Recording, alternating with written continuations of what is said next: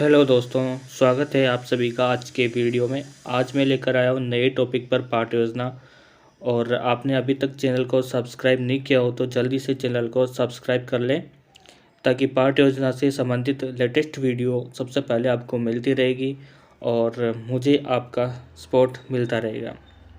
तो चलिए शुरू करते हैं आज का वीडियो। तो सबसे पहले हेडिंग में दैनिक पाठ योजना लिखना है, फिर उसके बाद में आपके विद्यालय का नाम लिखना है, फिर पाठ योजना संख्या में पाठ योजना संख्या लिखनी है, 1 2 3 4 जितने नंबर का आपकी काउंटिंग में पाठ योजना आ रही हो। फिर दिनांक लिखनी है। विषय में सामान्य विज्ञान या जीव विज्ञान लिख सकते हो। इसके बाद में कालांश लिखना है, आपके अनुसार कालांश लिखना है। इकाई में लिखना है। इस टॉपिक को, इस लेसन को आप जिस इकाई में रखोगे, लेसन इकाई योजना निर्माण के समय, तो उस इकाई का नाम यहाँ पर लिखना है। कक्षा 6 का टॉपिक है ये, कक्षा 6 का लेसन है, तो कक्षा 6 लिखना है। प्रकरण में आ जाएगा जंतुओं का वर्गीकरण। तो इसके बाद आते हैं दोस्तों शिक्षण उद्देश्य। शिक्षण उद्देश्य में पहला आता है ज्ञानात्मक। ज्ञानात्मक के होते हैं 2 प्रकार, प्रत्यास्मरण तथा प्रत्याभिज्ञान। प्रत्यास्मरण का अर्थ होता है कि कोई परिभाषा, सूत्र, नियम आदि को याद कर लेना। तो इसमें पहला आ जाएगा विद्यार्थी जंतुओं के वर्गीकरण से संबंधित परिभाषा का प्रत्यास्मरण कर सकेंगे। इसका सेकंड होता है विद्यार्थी जंतुओं के वर्गीकरण से संबंधित परिभाषा का प्रत्याभिज्ञान कर सकेंगे, यानी परिभाषा का पहचान कर सकेंगे। फिर इसका सेकंड आता है अवबोध। अवबोध का अर्थ होता है समझ विकसित करना। इसके अंतर्गत आते हैं जैसे वर्गीकरण, व्याख्या करना, उदाहरण देना आदि इसके अंतर्गत आते हैं। तो इसका पहला होता है विद्यार्थी जंतुओं के वर्गीकरण की व्याख्या कर सकेंगे। इसका सेकंड है विद्यार्थी जंतुओं के वर्गीकरण की परस्पर तुलना कर सकेंगे। इसका तीसरा है विद्यार्थी जंतुओं के वर्गीकरण से संबंधित उदाहरण दे सकेंगे। फिर इसके बाद आता है तीसरा उद्देश्य ज्ञानोपयोग। ज्ञानोपयोग का मतलब ये होता है कि जो ज्ञान सीखा गया है, जो समझ विकसित की गई है, उसको आगे जीवन में किस प्रकार से उपयोग करेंगे। तो इसका पहला है विद्यार्थी जंतुओं के वर्गीकरण से संबंधित ज्ञान का उपयोग आगे की कक्षाओं में कर सकेंगे। इसका सेकंड है विद्यार्थी जंतुओं के वर्गीकरण से संबंधित प्राप्त ज्ञान का उपयोग दैनिक जीवन की नवीन परिस्थितियों में कर सकेंगे। इसके बाद अगला आता है अभिरुचि, इंटरेस्ट पैदा करना। तो इसका पहला है विद्यार्थी जंतुओं के वर्गीकरण से संबंधित समाचार पत्र, पत्रिकाओं और पुस्तकों के अध्ययन में रुचि विकसित कर सकेंगे। इसका सेकंड है विद्यार्थी जंतुओं के वर्गीकरण से संबंधित तथ्यों पर विचार विमर्श कर सकेंगे। इसका अगला उद्देश्य आता है अभिवृत्ति। अभिवृत्ति का पहला है यानी कि सकारात्मक सोच विकसित करना, सकारात्मक या नकारात्मक। तो इसका पहला है विद्यार्थी जंतुओं के वर्गीकरण से संबंधित तथ्यों के प्रति सकारात्मक और वैज्ञानिक दृष्टिकोण विकसित कर सकेंगे। इसके बाद अगला आता है उद्देश्य कौशल। कौशल का पहला है यानी विद्यार्थी जंतुओं के वर्गीकरण से संबंधित चार्ट तथा मॉडल बना सकेंगे। और इसका सेकंड है विद्यार्थी जंतुओं के वर्गीकरण से संबंधित जानकारी प्राप्त कर सकेंगे। अब पाठ योजना का अगला बिंदु आता है शिक्षण विधियाँ, कि इस लेसन को कौन कौन सी शिक्षण विधियों द्वारा पढ़ाओगे। तो इसका पहली विधि हो जाएगी व्याख्या विधि, दूसरी प्रदर्शन विधि, प्रश्नोत्तर विधि। और इस लेसन को कौन कौन सी शिक्षण सहायक सामग्री से पढ़ाया जाएगा। तो सहायक सामग्री में आ जाएगा लपेट प्लग, श्यामपट्ट, चौक, डस्टर, संकेतक, समस्त कक्षा उपयोगी सहायक सामग्रियाँ। पूर्व ज्ञान इसका अगला टॉपिक है, अगला बिंदु है पूर्व ज्ञान। पूर्व ज्ञान में लिखना है विद्यार्थी जंतुओं के संबंध में सामान्य जानकारी रखते हैं या पूर्व ज्ञान रखते हैं। इसके बाद आता है प्रस्तावना। प्रस्तावना में 2 क्रियाएं होती है, छात्र अध्यापक क्रिया और विद्यार्थी क्रिया। तो इसमें क्वेश्चन होते हैं जो कि छात्रों के पूर्व ज्ञान से संबंधित होते हैं। इसमें पहला क्वेश्चन है सजीवों को कितने भागों में बांटा गया है। तो इसका जवाब देंगे बच्चे 2 भागों में बांटा गया है। फिर इसका दूसरा क्वेश्चन है सजीवों के इन भागों के नाम बताइए। तो इनके दो भागों के नाम हो गए पादप व जंतु। फिर इसका तीसरा क्वेश्चन है जंतुओं को अलग अलग व्यवस्थित रखने की विधि क्या कहलाती है। तो बच्चे जवाब देंगे इसका वर्गीकरण। फिर चौथा क्वेश्चन है जंतुओं को किन किन आधारों पर वर्गीकृत कर सकते हैं। इसका जवाब आ जाएगा, आधार हो जाएंगे जैसे भोजन हो गया, आवास, व्यवहार आदि। फिर पांचवा क्वेश्चन होगा भोजन के आधार पर जंतुओं को किस प्रकार वर्गीकृत कर सकेंगे। तो यह बच्चों के लिए समस्यात्मक प्रश्न हो जाएगा। अगला बिंदु आता है उद्देश्य कथन। जब बच्चों के लिए प्रस्तावना का पांचवा क्वेश्चन समस्यात्मक प्रश्न हो जाएगा तो उसके बाद में उद्देश्य कथन बोलना पड़ता है। तो इसमें लिखेंगे उद्देश्य कथन में आज हम भोजन के आधार पर जंतुओं के वर्गीकरण के विषय में विस्तार से अध्ययन करेंगे। फिर आता है प्रस्तुतिकरण। तो प्रस्तुतिकरण में इस तरह से टेबल बनानी होती है।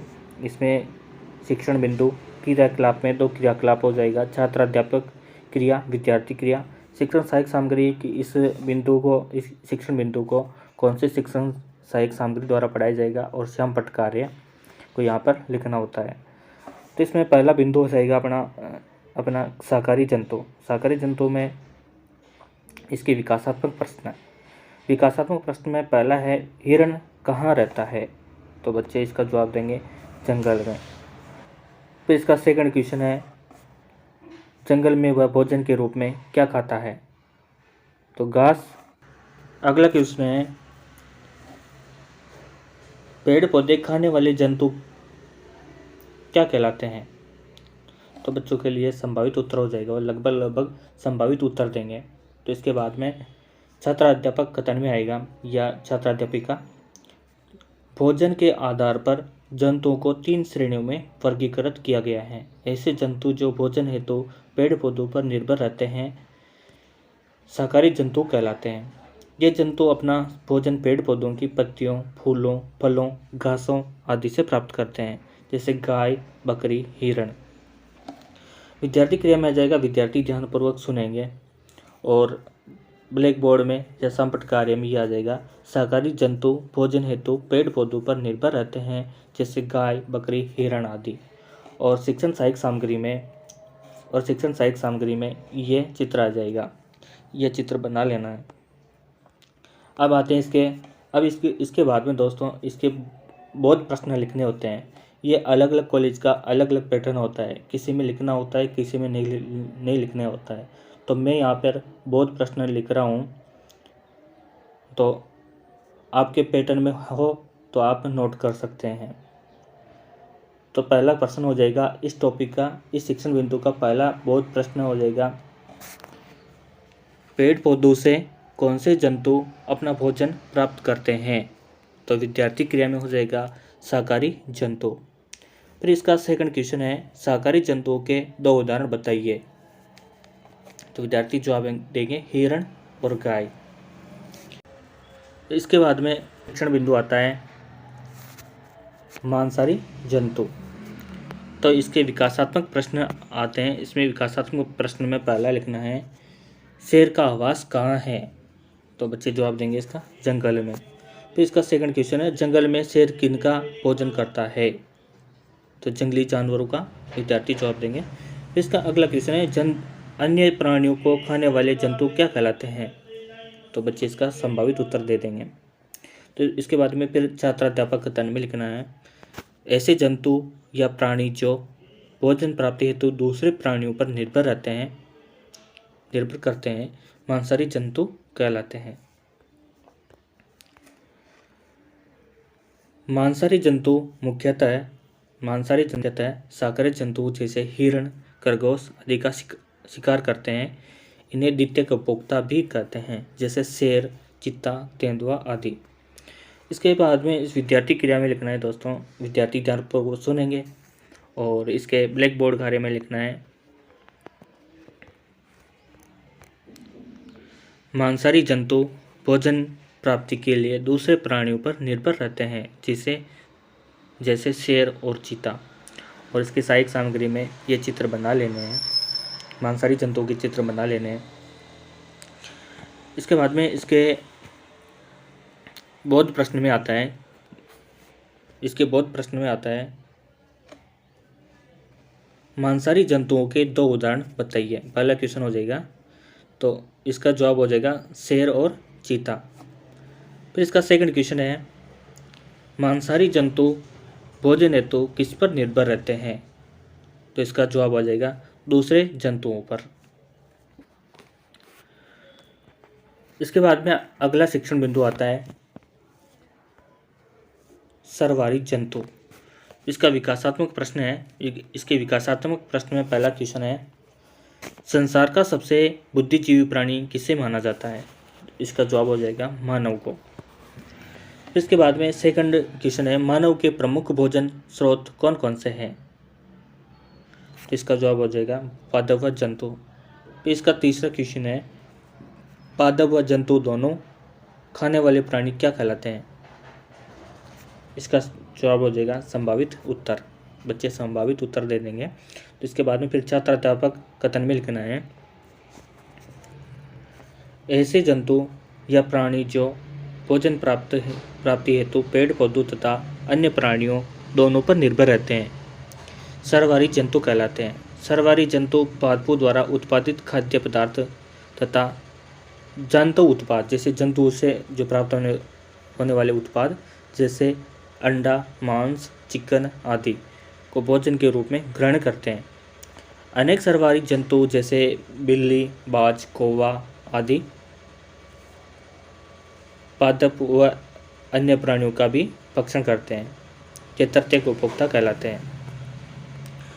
विद्यार्थी क्रिया में आ जाएगा, विद्यार्थी ध्यानपूर्वक सुनेंगे और इसके ब्लैक बोर्ड कार्य में आ जाएगा। सर्वहारी जंतु भोजन प्राप्ति हेतु पादपों तथा जंतुओं दोनों पर निर्भर रहते हैं, जैसे मानव, कुत्ता, मोर आदि। और इसकी सहायक सामग्री में जैसे ये चित्र बना लेना है, सर्वहारी जैसे कुत्ता, मनुष्य, कौवा आदि का, है ना। अब इसके बौद्ध प्रश्न में लिखना है, पहला क्वेश्चन, सर्वहारी जंतु भोजन प्राप्ति हेतु किन पर निर्भर रहते हैं। तो इसका जवाब हो जाएगा जंतु तथा पेड़ पौधों पर। इसका दूसरा क्वेश्चन है, सर्वहारी जंतुओं के 2 उदाहरण बताइए। इसका जवाब हो जाएगा मानव तथा कुत्ता। इसके बाद में इसका लेसन प्लान का अगला बिंदु आता है मूल्यांकन प्रश्न। मूल्यांकन प्रश्न में पहला प्रश्न आता है वस्तुनिष्ठ प्रश्न। इसका पहला क्वेश्चन है, भोजन के आधार पर जंतुओं को कितने वर्गों में बांटा गया है। तो इसके ऑप्शन हो जाएंगे, पहला हो जाएगा 2, दूसरा ऑप्शन हो जाएगा 3, तीसरा ऑप्शन हो जाएगा 4 और चौथा ऑप्शन हो जाएगा 5। अगला क्वेश्चन देना है, इसका रिक्त स्थानों की पूर्ति कीजिए, रिक्त स्थान वाला। तो इसका पहला क्वेश्चन हो जाएगा, मांसाहारी जंतु फिर खाली स्थान छोड़ना है, उपभोक्ता कहलाते हैं, द्वितीयक तृतीयक कोष्टक में लिख देना है। इसका दूसरा क्वेश्चन है, सर्वहारी जंतु फिर खाली स्थान है, तो ये भी कोष्टक में लिख देना है, मानव और चित्ता। फिर इसका अगला क्वेश्चन देना है सत्य वाला। तो सत्य में लिखना है, शाकाहारी जंतु अपना भोजन पादपों व जंतु दोनों से प्राप्त करते हैं, तो ये सत्य है या असत्य। फिर लघुरात्मक प्रश्न में चौथा क्वेश्चन, सर्वहारी जंतु को परिभाषित कीजिए। सर्वहारी जंतु को परिभाषित कीजिए। फिर पांचवा क्वेश्चन हो जाएगा, शाकाहारी व मांसाहारी जंतुओं के 2 उदाहरण दीजिए। और गृह कार्य में देना है, भोजन के आधार पर जंतुओं का वर्गीकरण विस्तार पूर्वक समझाइए। आपके अनुसार भी आप अलग क्वेश्चन बना सकते हो। उम्मीद करता हूँ दोस्तों ये पाठ्य योजना आपको समझ में आई होगी। तो वीडियो को लाइक करें और चैनल को सब्सक्राइब कर लें। आपका बहुत बहुत धन्यवाद।